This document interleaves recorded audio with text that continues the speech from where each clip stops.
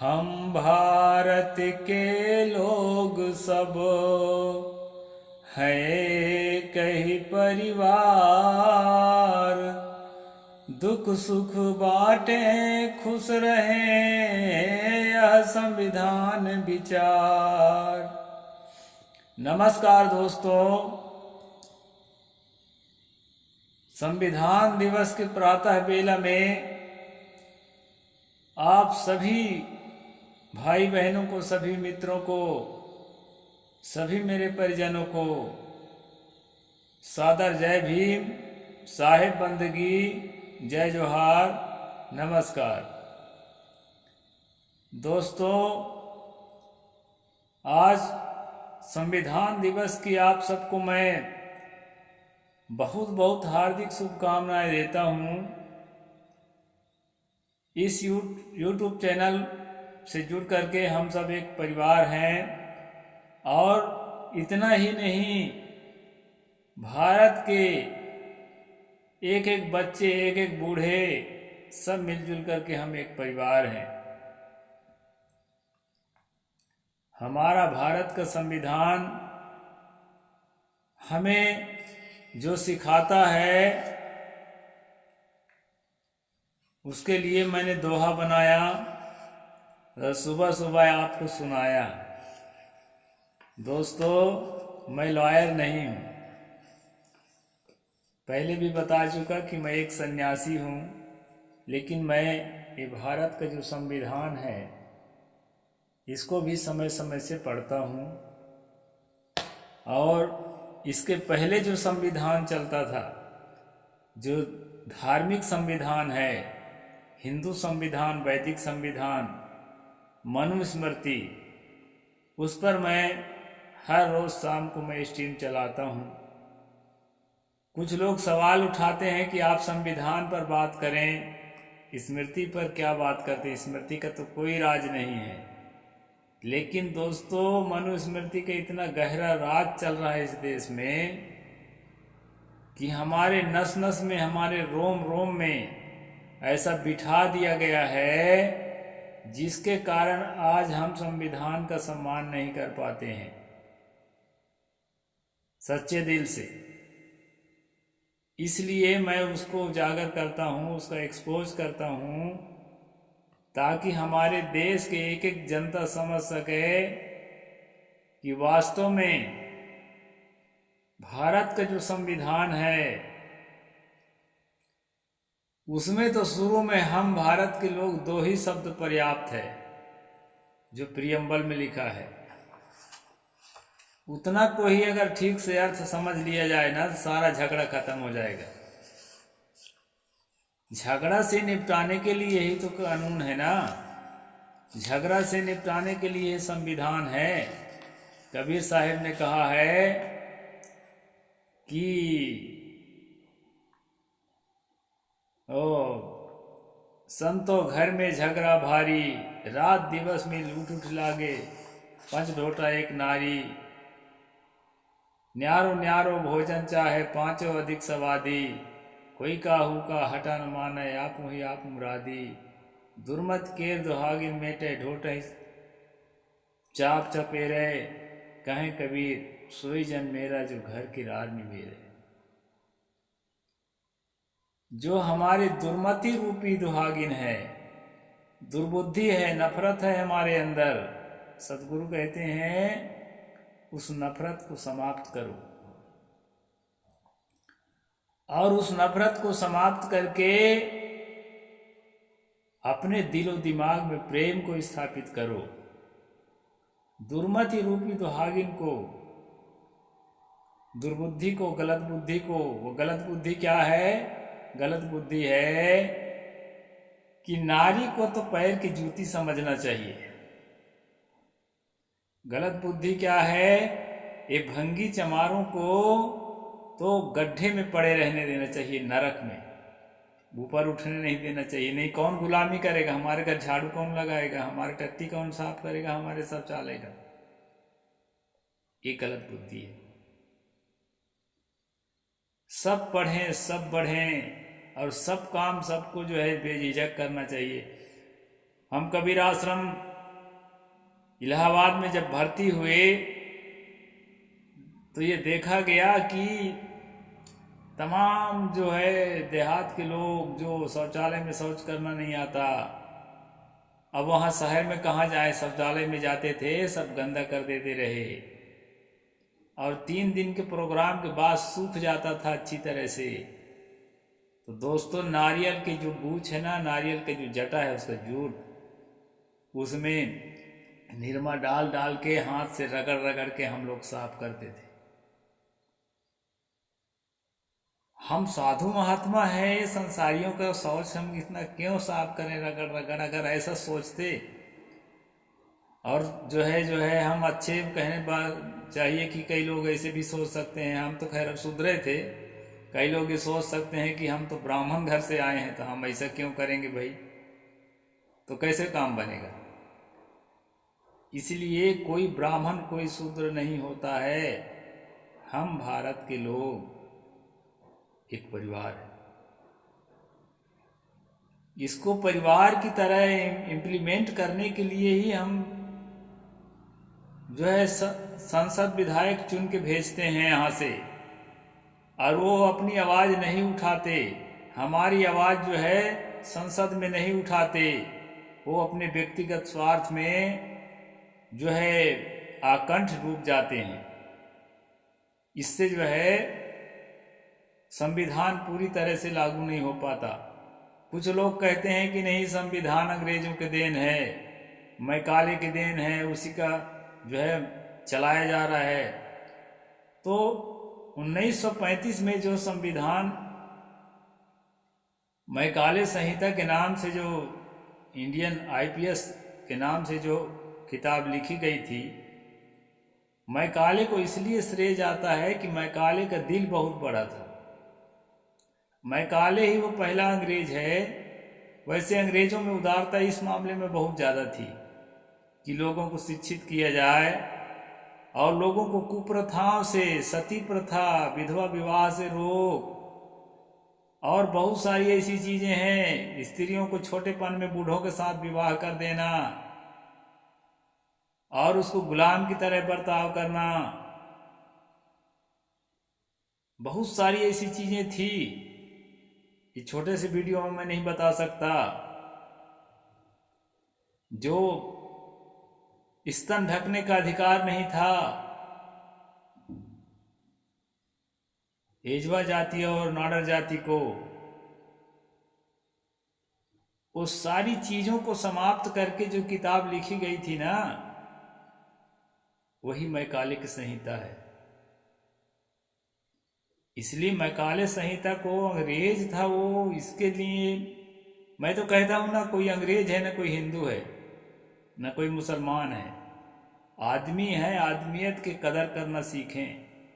Macaulay ने सही लिखा है, और वो लिखा नहीं है, उसके लीडरशिप में लिखी गई है। भारत के बहुत सारे विद्वान जो है ना,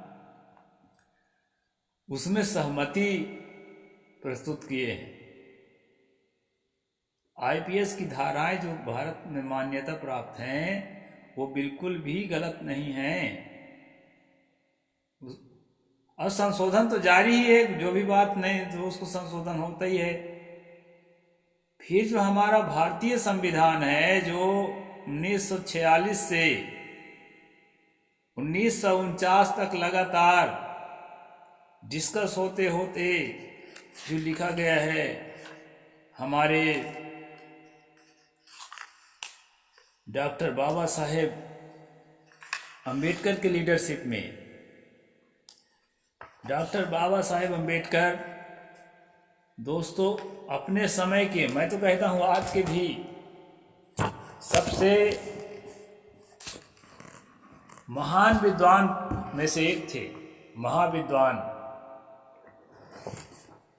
डॉक्टर बाबा साहेब अंबेडकर की लीडरशिप में ये किताब लिखी गई, और एक ऐसी किताब है जो अंतिम पंक्ति में बैठा हुआ जो शख्स है भारत का, जिसको खाने का नहीं है, पढ़ने का नहीं है, उसको भी ऊपर उठाने के लिए प्रेरित करता है।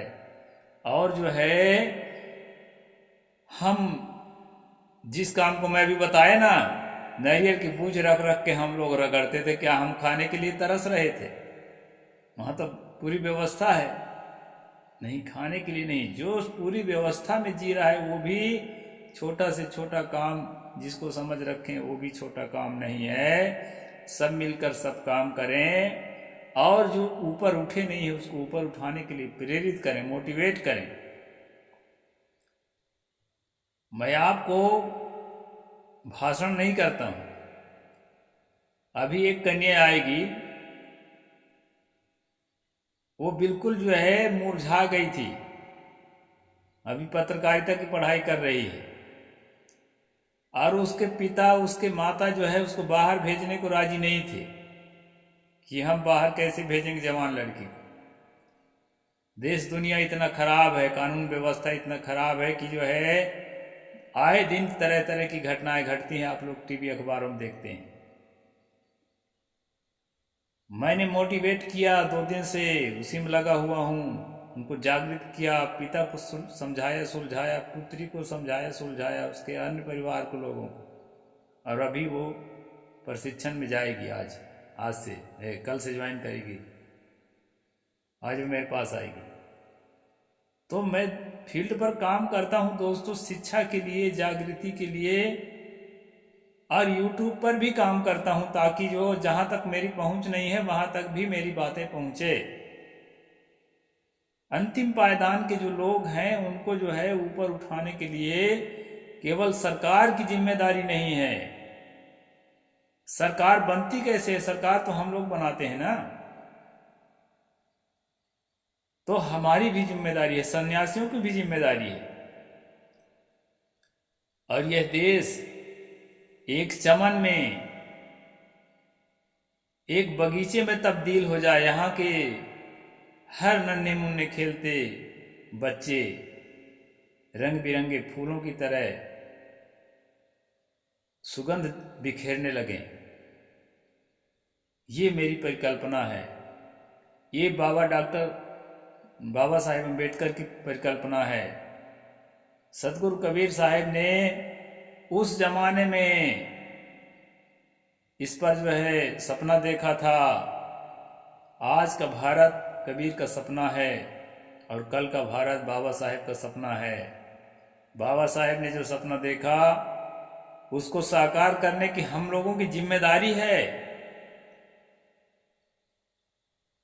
इसलिए दोस्तों, मैं बहुत सारे कानून के बारे में नहीं बता सकता।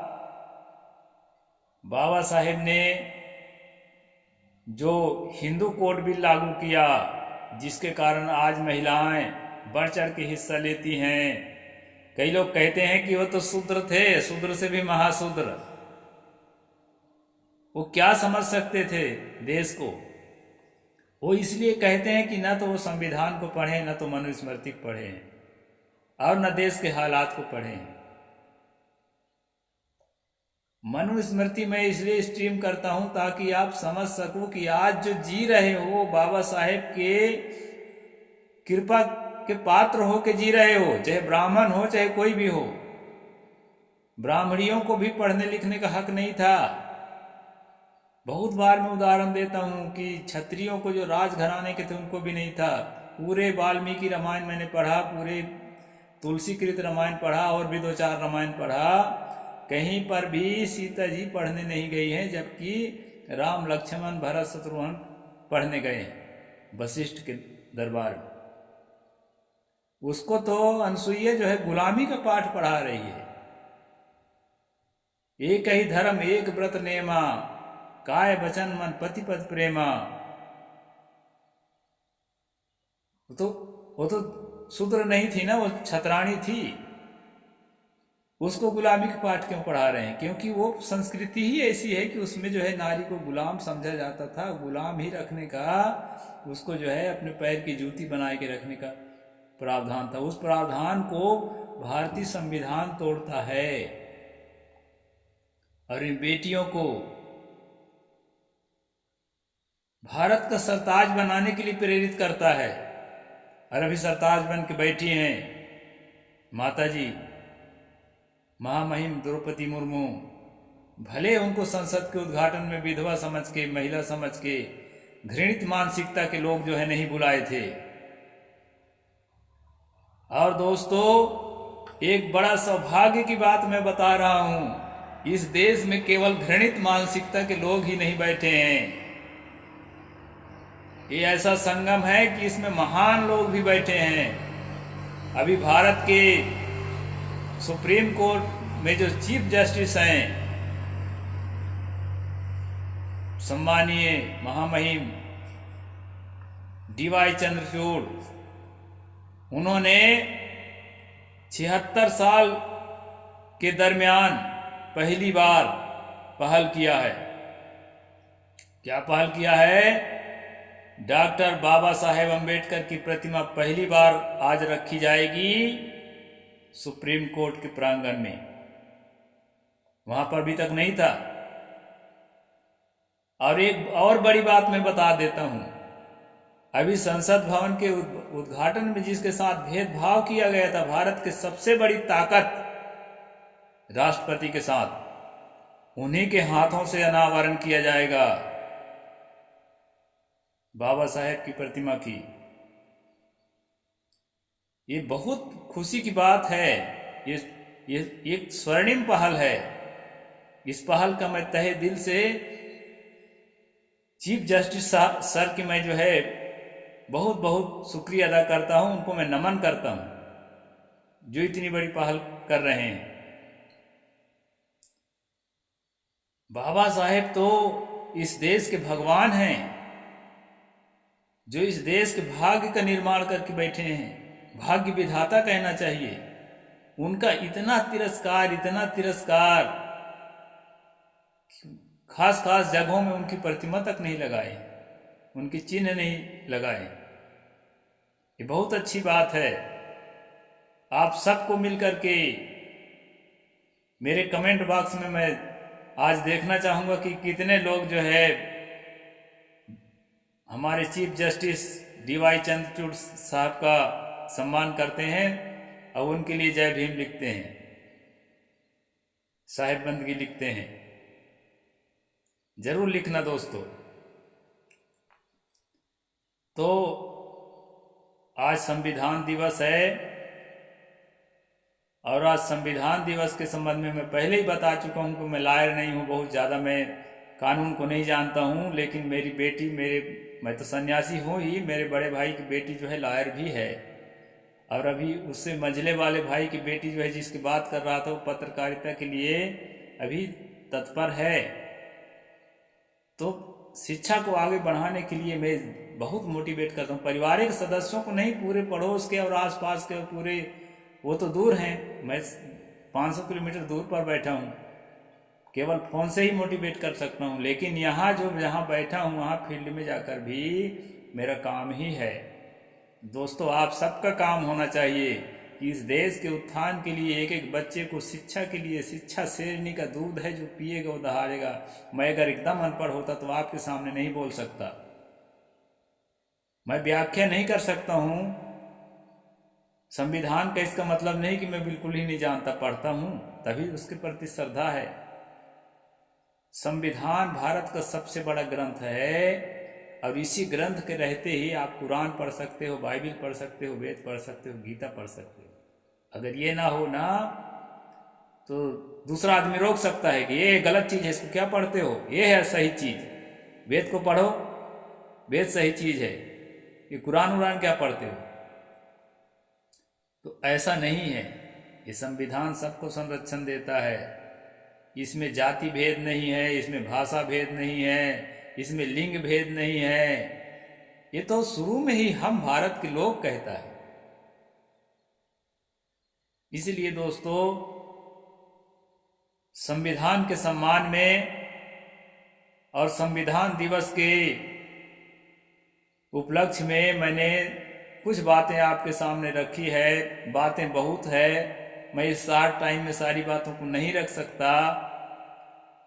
आप सब सुने, इसके लिए मैं बहुत बहुत आप सबको धन्यवाद देता हूं और संविधान दिवस की ढेरों शुभकामनाएं देता हूं। संविधान पर सब कोई श्रद्धा रखें। इसमें ब्राह्मण शूद्र कोई नहीं होता, सब एक परिवार होता है। इसमें स्त्री पुरुष का कोई लिंग भेद नहीं है, भाषा भेद नहीं है, क्षेत्र भेद नहीं है, प्रांत भेद नहीं है। इसमें मानवता कूट कूट कर भरी हुई है और मानवता ही मनुष्य का धर्म है। इसलिए मैं भारतीय संविधान को धर्म ग्रंथ के रूप में देखता हूँ और महान धर्म ग्रंथ के रूप में, धर्म ग्रंथों का भी धर्म ग्रंथ। तो हम लोगों को नमन करना चाहिए भारतीय संविधान को और इसके शिल्पकार उन सभी जो 1946 से 1949 तक बैठे थे डिस्कस कर करके एक एक आर्टिकल को निर्मित करने में, उन सभी को हमें सम्मान करना चाहिए। और उन सब में जो लीडरशिप कर रहे थे डॉक्टर बाबा साहेब अम्बेडकर, जो संविधान के शिल्पकार माने जाते हैं, उस महामहिम भारत रत्न डॉक्टर बाबा साहेब अम्बेडकर को सत सत नमन करना चाहिए। हम सबको मिलकर के जय भीम, जय जोहार, साहेब बंदगी, नमस्कार।